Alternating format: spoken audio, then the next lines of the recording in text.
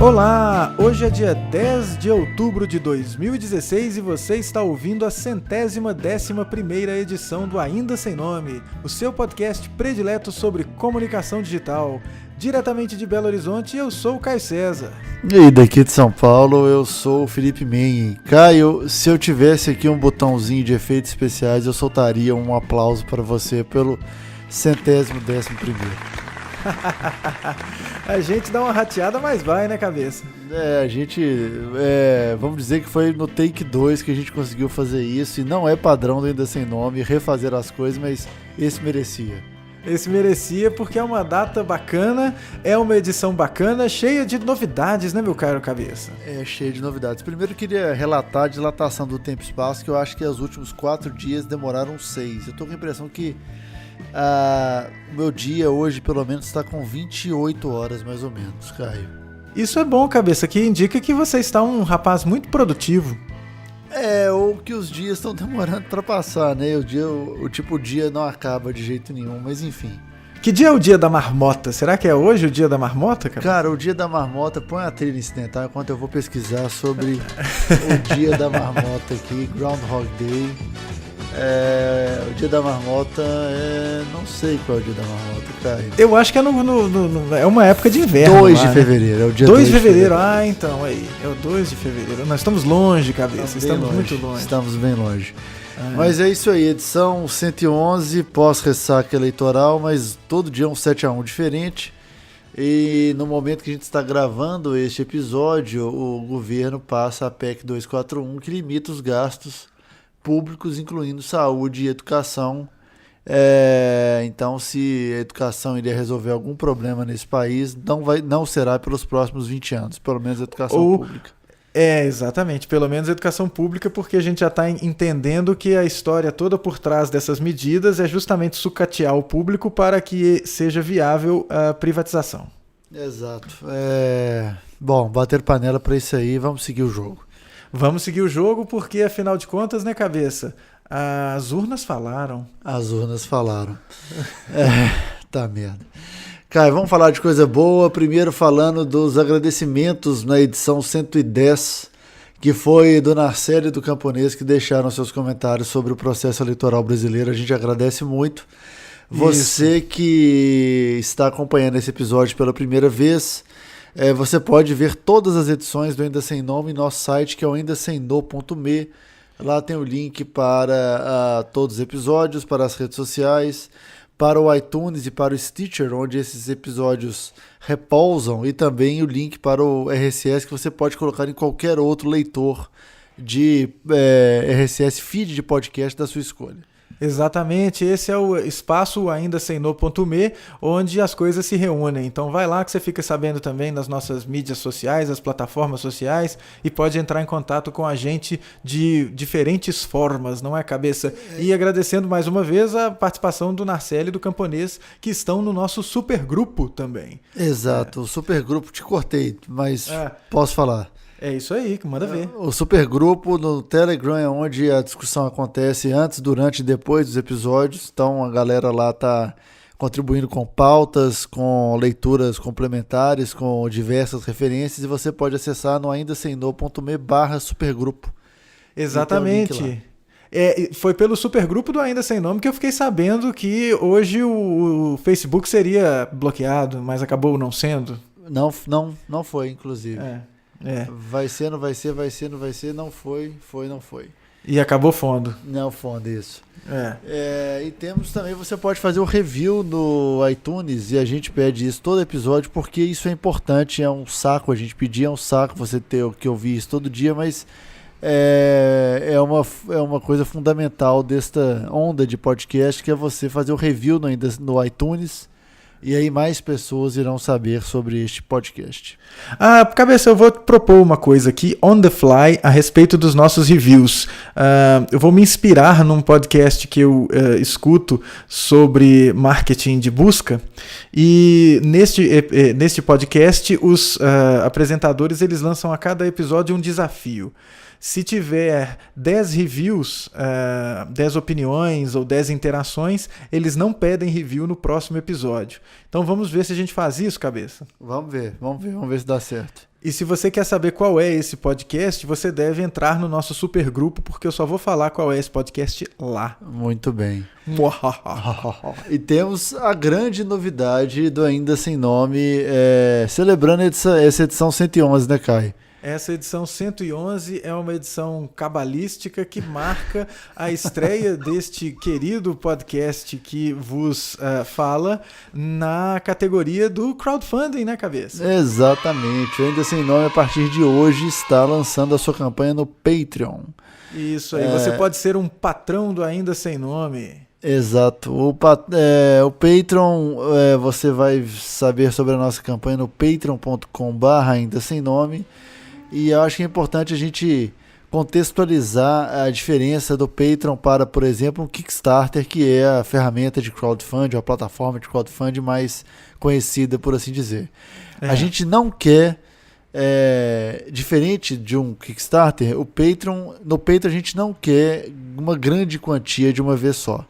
Você tem que pensar no Patreon como se fosse uma jarrinha de gorjeta, um chapeuzinho na rua com um artista que está se apresentando, e se você gosta daquele trabalho, você deixa lá R$1, no caso $1, $3, enfim.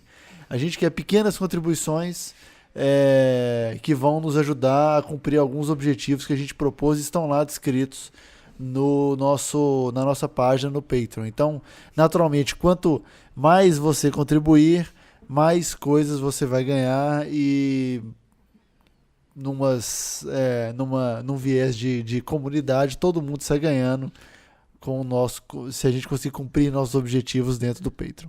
Pois é, né, Cabeça? A gente já está fazendo o Ainda Sem Nome há alguns anos, a gente já está mostrando a que veio e acha que dá para fazer umas coisas mais bacanas, com mais tempo, com mais grana, envolvendo mais gente.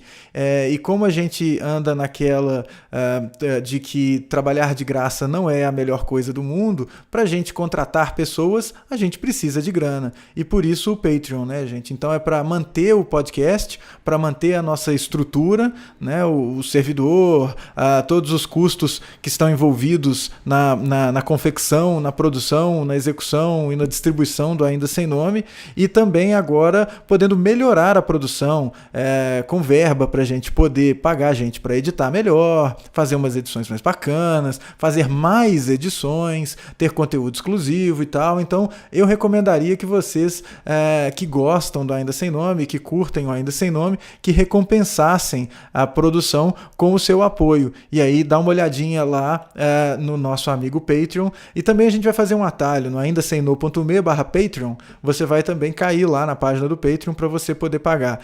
E por que o Patreon e não o Padrim ou o Apoia-se, né, Cabeça? Porque o Patreon é meio que o de facto, assim, tá? A maior parte dos projetos, dos esforços nesse sentido, né, de pagamento por edição ou de pagamento mensal, eles estão no Patreon. E a plataforma que, enfim, se tornou o padrão. E estamos nela porque ela também é a maior internacional e etc. E achamos que assim pode ser muito bacana, né, Cabeça?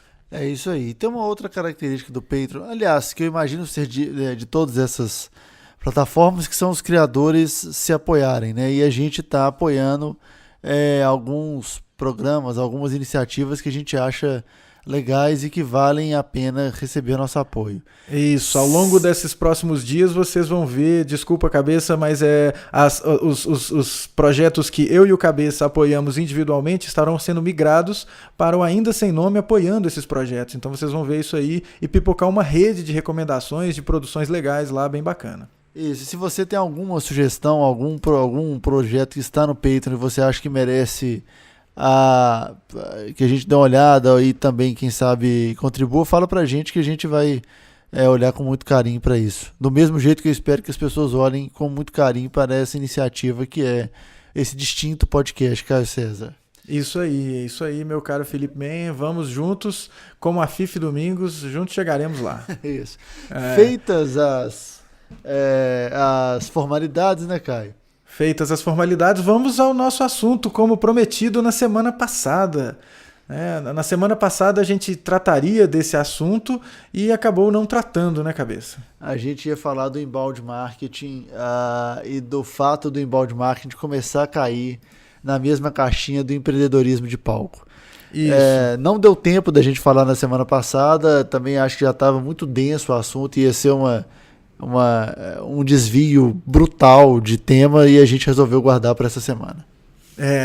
Então, Cabeça, esse é um assunto que nos é muito interessante no universo da comunicação digital, uma vez que o assunto ou a temática do inbound marketing nos últimos anos tomou de assalto a comunicação digital, né? Praticamente todo mundo trabalhando inbound como uma forma de atrair, claro, né? O inbound, a premissa toda do inbound é atrair a pessoa para o site da empresa e ali você conseguir fazer a conversão. Alguns termos da comunicação às vezes me causam estranhamento, viu, Cabeça?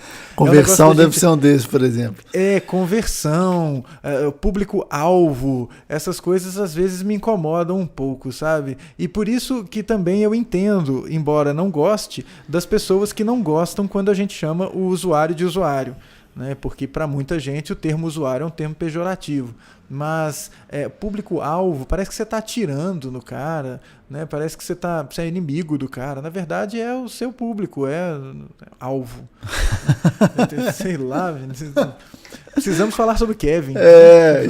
A pessoa anda com um alvo pendurado nas costas. Você imagina eu imaginei isso, assim, os caras andando com os alvinhos, assim, sabe? Tipo Target, assim, a loja lá dos Estados Unidos e tal. Mas o inbound marketing, infelizmente, ele tem sido vendido como a solução de todos os problemas, né, Caio? É uma coisa que pode ser muito interessante, embora não seja nova. É muito legal a gente contextualizar, e aí vale a pena, vocês que se interessam por esse assunto, que ouvem o Ainda Sem Nome, a ideia de inbound que está lá no livrinho dos dois sócios da HubSpot, é uma ideia desses dois camaradas, né, o nome inbound, e é justamente para vender o serviço dessa empresa como algo novo. Mas na verdade, se você for olhar o que é o inbound, não é necessariamente novo, está requentando uma coisa que já requentava. Então é tipo a marmita que você pegou de manhã para levar para o trabalho, ela já é a janta que você comeu no dia anterior. Então você vai comer a janta no almoço. E aí você não comeu tudo, e aí você deixa essa janta, um pouquinho dessa janta do dia anterior, para comer na janta do outro dia. Então isso é o inbound marketing. Isso não necessariamente é ruim. É só para a gente entender que inbound não é a coisa assim, os caras, bolei um negócio super extraordinário da minha cabeça. Não. Inbound está requentando um conceito de marketing de permissão do Seth Godin, que é do começo dos anos 2000. Então está requentando uma coisa relativamente nova, que na verdade já é uma requentada de marketing one-to-one e o marketing de relacionamento e tudo que veio depois dessa história da emergência do relacionamento, que é do final dos anos 1970. Né? Então, e não há nada de errado nisso. O que há de errado é a gente achar que isso é inédito, que é novo e que é a última bolacha do pacote. Pode ser muito legal, mas não é uma coisa que os dois sócios da HubSpot tiraram da cartola e falaram, inventamos isso. Não, é que agora a gente tem um monte de aparatos tecnológicos, por exemplo, a brincadeira do conteúdo, que na versão do Seth Godin lá, era muito baseada em newsletter apenas. Né? Você conversar com o usuário por meio de newsletter e tentar vender mais para ele.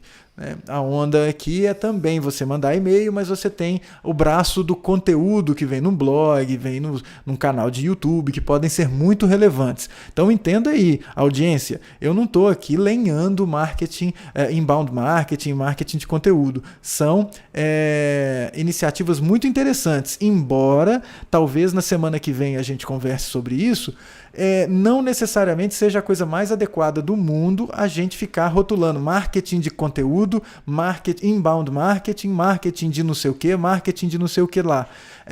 Marketing é marketing, mas isso é um papo para a semana que vem, talvez. Voltando à onda do inbound, uma coisa que satura muito, inclusive nesse texto aí da Tracto, que é justamente uma empresa de marketing de conteúdo, né? Que é a exacerbação do uso das técnicas mais básicas de inbound. Então, voltamos àquela máxima, né, cabeça? Não é o Raul Seixas que é chato. Quem é chato é o fã do Raul Seixas. Não é necessariamente o Legião Urbana que é chato. Chato é o cara que só gosta de Pais e Filhos. Então, por outro lado, Los Hermanos é chato. O primeiro disco é bom, Caio. Nossa, cara, eu dei 3 chances, não rolou, não me pegou. Nossa, o primeiro disco eu acho maravilhoso. O resto depois eu posso dizer, por exemplo, que eu não gostei dos outros, igual eu gostei do primeiro, e aí eu posso dizer que eu curtia Los Hermanos antes de ser modinha, saca? Mas não me ganhou, não. Sabe? Eu prefiro Raulzito e os Panteras. Eu entendi. Mas, enfim, não estou aqui dizendo que o inbound é ruim. Eu estou aqui mostrando que talvez essa ideia de tudo ser baseado num e-book de 20 páginas com informações muito superficiais, isso, além de não proporcionar aquele engajamento, aquela resposta, aquela interação bacana com o seu consumidor, isso acaba te queimando o filme, né? Porque você está oferecendo esse e-book em troca de um e-mail e depois você entra numa onda de automação e começa a mandar e-mail para a pessoa sem observar outras interações dessa pessoa, sem observar outras ações, outras buscas, e isso pode ser muito ruim, né? Então essa redução dessas estratégias de construção de relacionamento à entrega de um e-book de 20 páginas pela madrugada, acho que a gente pode fazer melhor do que isso, né? Então eu tenho visto que empresas têm sofrido com essa onda de inbound. E uma coisa bem legal, cabeça, que eu já cantei a pedra aqui em alguns outros episódios, aquele livro chamado Disrupted, que é muito interessante, em que o autor ele fala da própria HubSpot não conseguir converter todos os seus prospects, né, em clientes por meio de estratégias de inbound. Eles têm que ter um telemarketing ativo para ficar ligando e tentando vender os serviços da HubSpot. Então, o que mostra que do jeito que eles falam que funciona, não necessariamente funciona. Tá? Então pode aparecer um caso ou outro, e isso é bem interessante, mas isso não constrói uma regra, não constrói um jeito de você falar assim, então marketing na internet é sinônimo de inbound. Não, de forma alguma, tem um monte de outros jeitos, né, cabeça? O inbound marketing, eu acho que é importante dizer assim, como toda estratégia, ele é um braço de uma estratégia de marketing digital no geral, entendeu? Você vai precisar de algumas soluções, nem todas vão ser as ideais para o seu negócio, mas talvez o inbound marketing seja uma delas, mas ele sozinho não vai resolver seu problema. Que eu acho que é o primeiro ponto. O outro ponto ele vai gerar uma série de interações com a sua marca, com o seu site, que seja, e isso vão gerar dados que aí cabe você também analisar e talvez saber, ok, vou ter que é só isso que funciona, ou vou ter que diluir meu esforço em outras frentes, ou o que eu vou fazer com esses dados. E não é só ficar empurrando coisa pro cara, porque você está tentando construir a sua marca e você vai acabar destruindo a sua marca sendo um cara chato, né? Aquele cara, o vendedor chato, ele só mudou de mídia e de espectro, mas ele vai continuar sendo chato. Pois é, e é uma coisa assim, você falou do vendedor chato, eu me lembrei daquelas empresas que só pegaram o meu e-mail porque eu manifestei interesse num e-book de 20 páginas sobre determinado assunto, e agora a empresa acha que me conhece e que sabe exatamente qual é a minha demanda. E isso você não consegue com uma interação, por mais que você coloque lá um questionáriozinho perguntando os interesses.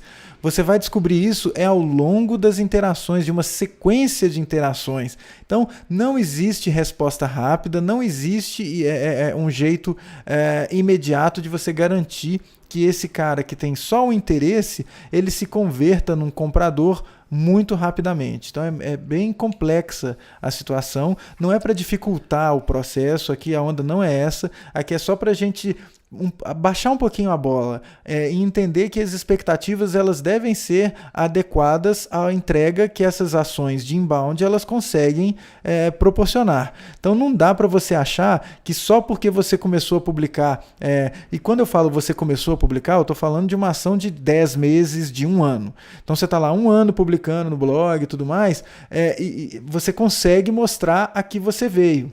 Mas daí ao cara te fornecer o e-mail dele e você conseguir converter o cara rapidamente, não funciona. Não é assim, as coisas, infelizmente, né, seria muito legal se fossem, porque ia ser relativamente fácil, mas na maior parte das vezes não é assim que funciona. E além do mais, né, Cabeça, a gente já começou, a gente, quando eu falo a gente, ser humano, começou a desenvolver a cegueira para as modais de e-mail. Aí você pode me falar assim, não, Caio, mas a modal de e-mail ela é muito boa, muita gente coloca o e-mail lá. Ok, mas qual é a proporção das conversões dessa quantidade de e-mail que você pegou? E qual que é também o incômodo que você proporciona ao usuário quando você faz isso? Né? Às vezes você clica num link de Facebook ou num link de Twitter que alguém recomendou uma leitura para você, e aí você leu a manchete, vai começar a ler o primeiro parágrafo, você é interrompido por uma modal te pedindo um e-mail.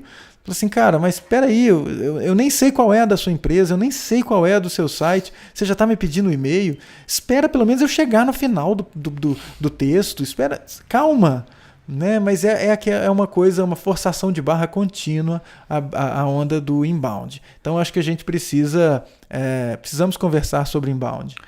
E nesse comportamento que você citou agora, cara, ainda tem uma coisa interessante, assim, eu fiquei lembrando da minha caixa de e-mails. A gente tem falado ultimamente que as newsletters voltaram e quando a gente dizia que o e-mail estava morrendo, vem as newsletters, voltam e aí dá uma sobrevida para um velho meio de comunicação das interwebs. Uhum. Aí eu fiquei pensando assim, eu assino algumas e eu leio as que eu definitivamente quis assinar. O resto... que só lota a minha caixa, eu deleto sem ver, é coisa que eu talvez tenha caído nisso, tipo, começou a ler meu artigo, espera aí, me dá seu e-mail que você vai ter coisas super legais lá. E não leio, sabe, assim, fica enchendo a minha caixa, me dando trabalho, eu tô ferrando a estatística do cara porque eu sou um que tô recebendo e não tô convertendo, porque fica nessa encheção de saco de querer te empurrar conteúdo toda hora sem você necessariamente querer esse conteúdo. Pois é, Cabeça, e uma coisa que tem muita relação com isso é que esse conteúdo ele custa um dinheiro para ser feito. E está sendo feito um conteúdo para venda, não um conteúdo para mostrar a que você veio. E isso pode ser a diferença entre uma estratégia de conteúdo bacana e uma estratégia de conteúdo meia boca. Uma estratégia de conteúdo bacana sabe aquela coisa do Zen, de não corra atrás das borboletas, cuide do seu jardim que as borboletas virão? Uhum. Isso vale pra gente aqui na comunicação digital e a premissa do conteúdo é muito essa. E você ficar forçado e forçando a barra em construir conteúdos para a venda pode não ser a melhor coisa. Você, por outro lado, construir conteúdos, não conteúdo institucional, mas é conteúdo que mostra a que você veio, que mostra o tanto que você é bom. Aí realmente você se despir do humble brag, você vai falar, eu sou bom mesmo, olha aqui o que eu faço e isso é bom pra caramba, né? Então esse tipo de ação costuma ser valorizado por quem está em busca de consumir algum produto, qualquer que seja ele, né? Que é consumir de alguém que você enxerga que vale a pena consumir. Então, ficar só fazendo texto para vender voltamos ao tempo da interrupção lá para falar do nosso amigo Seth Godin. Então, gente, segurem a onda com o nosso amigo MKT de conteúdo e o Inbound MKT, né?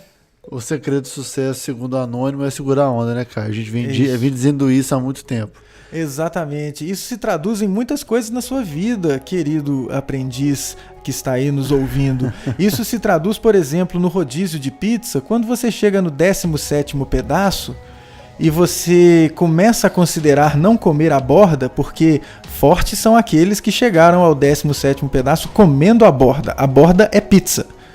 Então eu jamais cheguei no 17º pedaço. Pois é. Com borda. Não, então sem aí, borda cabeça. já. Pois é, a borda é pizza. Então, se você está chegando ao 17º pedaço, mas há um cemitério de bordas na sua mesa, você está pegando atalhos. Entendeu? Você está como o Caio nadando com o pé de pato. Nadar com o pé de pato, tudo bem, você consegue. Mas nadar sem o pé de pato é que é o verdadeiro desafio. Então, quando você está lá no 17º pedaço e aí você considera a criação de um cemitério de bordas, este é o momento sábio, que é o momento que fala, eu devo segurar a onda, eu devo parar. Esse é o momento de parar, pedir uma água gaseificada e encerrar a noite. Né? Pense então em segurar a onda no rodízio de pizza, no cemitério de bordas e também com as suas iniciativas de marketing digital, né, Caio? É isso aí, essa é a ideia de segurar a onda na produção de um conteúdo que só está querendo vender e não está querendo mostrar a que você veio e mostrar como você é bom de serviço. Isso é a onda. É isso aí. Você que tem opiniões sobre cemitério de bordas, sobre marketing digital, sobre rodízio de pizza, que eu acho que já foi um nicho de mercado e agora não é mais, você pode participar através do aindasemno.me e também do nosso supergrupo no Telegram, aindasemno.me/supergrupo, que a gente vai discutir isso e várias coisas lá. Isso aí. E os Patreons do Ainda Sem Nome, eu tenho certeza que são pessoas que não comem a borda da pizza. São somente pessoas bacanas, legais e que por isso são os Patreons do Ainda Sem Nome. Os Patrons, inclusive, uma das recompensas é que você pode participar do Ainda Sem Nome com a gente e sugerir pautas. Então, quem sabe a próxima pauta do Ainda Sem Nome envolve bordas de pizza, Caio? Isso aí. Quem sabe a próxima pauta do Ainda Sem Nome vai ser sugerida por você, que está aí agora com o seu dedinho coçando para clicar no link do Patreon e nos doar uma grana para fazer o Ainda Sem Nome ainda melhor. Então, você vai sugerir a pauta. Olha que bacana, eu estou conversando com você.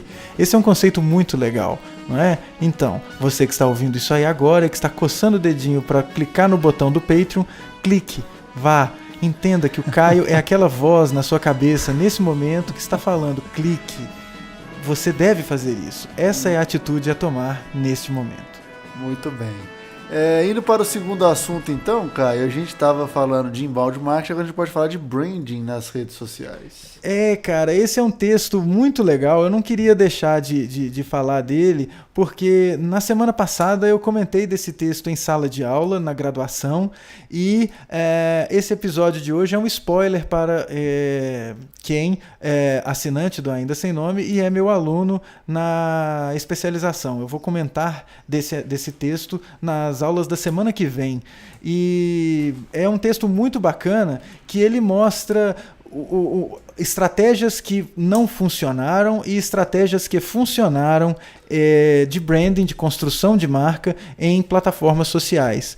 E ele faz um resgate de algumas coisas muito bacanas, cabeça, de umas iniciativas bem legais que mostram que dá para a gente fazer ações de comunicação em plataformas sociais, em mídias sociais, sem ser uma pref engraçadalha. O que eu acho que é, assim, claro, é chover no molhado, mas muita gente, da mesma forma que cai no conto do inbound, cai no conto da prefeitura engraçadalha e aí acha que toda a marca tem que ser engraçadalha para ser bacana e para ter sucesso nas plataformas sociais, e não necessariamente, né? É muito engraçado quando você vê assim que o cara ele cria uma campanha e já fala assim, quero que isso seja viral, ou isso tem que virar um meme, etc e tal, que já é fundamentalmente errado sobre a criação e a razão de ser daquela campanha. E aí você vê, por exemplo, você pode comparar com prefeituras engraçadalhas com, sei lá, marcas feitas, a gente estava falando antes de começar a gravar, a GoPro, que construiu um brand inteiro em cima das pessoas usando o seu produto e virou um sinônimo de estilo de vida e afins somente com aquilo ali, e isso se permeou nas redes sociais, né? Uma coisa muito bacana que você ouvinte acabou de ouvir o Cabeça falar é essa postura de... Não quer dizer aqui que a gente está falando, gente, que as marcas não podem ser engraçadas. Elas podem, sempre que couber, sempre que o contexto permitir. Agora, adotar isso como o mote da sua comunicação não necessariamente é a melhor das coisas, tá? O mais legal é você adequar a sua comunicação às características do seu público. E é isso que está falando essa segunda referência, cujo link você só vê no nosso site, e a discussão expandida disso você vai ver no nosso supergrupo, que é um texto da HBR que fala de branding nas mídias sociais. E uma coisa bem legal que ele fala é que algumas iniciativas muito legais de branded content, né, não vingaram, não necessariamente por causa da falta de qualidade ou da falta de adesão do público, mas sim porque estavam no momento errado, porque o branded content pode ser muito interessante, especialmente se ele falar direitinho a língua do público. E aí uns exemplos mais recentes e contemporâneos mostram marcas que adotam uma postura engraçada, surpreendente, bem interessante e ousada, e que se encaixa perfeitamente com a cultura do seu público. E aí a comunicação da empresa, ela se mistura com a comunicação do público, porque a empresa captou essencialmente ali o cerne, o núcleo do comportamento de quem ela atende. E isso é o ponto mais legal. E aí está traduzido na GoPro. Não dá para traduzir em outras empresas com tanta facilidade quanto, por exemplo, na GoPro, Red Bull, dá para você ver direitinho a comunicação da empresa sendo muito parecida com a comunicação da comunidade que consome os produtos da empresa, né, Cabeça? É uma coisa que eu pensei aqui, quando você falou disso, eu estava vendo, outro dia eu estava um preload qualquer aí, apareceu um filme da Heineken com o Benício Del Toro, se eu não me engano. E eu fiquei vendo como que o posicionamento da marca e a linguagem é muito mais elegante do que engraçada, assim, ela tem uma ironia, uma acidez que você não vê, por exemplo, nas marcas de cerveja no Brasil, que ainda apelam para aqueles clichês de mulher, de verão e etc e tal. E assim, se a Skol tentasse fazer isso, eu fico imaginando assim, o bebedor de Skol e o bebedor de Itaipava não é o mesmo bebedor de Heineken, sabe? Então você vê que isso é expandido para qualquer segmento que a gente, porventura, fale aqui. Pois é, né, Cabeça? Mas há bebedores de Heineken no Brasil, tanto que você é um exemplo, né? Não, sim, mas eu não sou o cara que compra cerveja porque a propaganda tem uma mulher de biquíni vestindo, me oferecendo a cerveja, entendeu? Isso, pra mim, não cola. Esse é o ponto que eu tô dizendo. Eu acho que as tecnologias elas proporcionam para a gente meios da gente conhecer as pessoas que vão facilitar o encontro desses comportamentos que os seus públicos têm.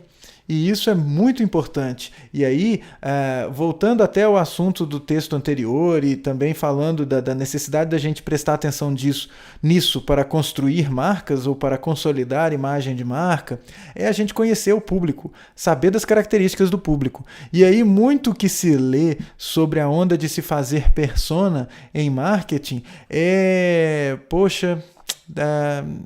chateia, porque são personas construídas sem que o pesquisador se levante da cadeira. E a gente não constrói persona fazendo survey com formuláriozinho do Google. A gente constrói persona indo a campo, gente. A gente tem que ir, olhar as pessoas, conversar com elas, porque o que você vê manifestado na tela do computador é só uma fração do que é o ser humano. Então, se você quer efetivamente conhecer o seu público, você tem que ir até o público e conversar e bater um papo com ele, né? Sem isso, a gente vai ter só aquela famosa presunção que é o que já habitava os departamentos de comunicação e as agências de publicidade desde a época, sei lá, pré-mensalão, né, cara? Então é aquela publicidade mais falcatrua, assim. A onda não é essa, né, cara? Você achar que você conhece o seu consumidor. A gente tem que ir lá e conhecer de verdade o consumidor. Aí você começa a ver os meandrinhos, as brincadeiras de linguagem, as piadinhas internas dos grupos, e aí que você vai conseguir utilizar isso, algum joguetezinho, alguma coisa que vai fazer esse público sacar, não, ele me conhece de verdade, né? E não é só olhando a publicação de grupo de Facebook. Tá? Isso pode te dar uma boa ideia, mas não dá o todo. O todo você tem conversando com as pessoas.